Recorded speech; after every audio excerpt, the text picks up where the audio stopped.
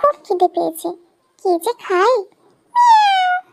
Noodles খাবো, যাই বাজার থেকে নুডলস নিয়ে আসি। এই তো বাজারে পৌঁছে গেছি। ও মা, কত সবজি, কোনটা কি নেব কিছুই তো বুঝতে পারছি না। কি করি এখন? যাই ওই ঠাম্মিটার সাহায্য নিই।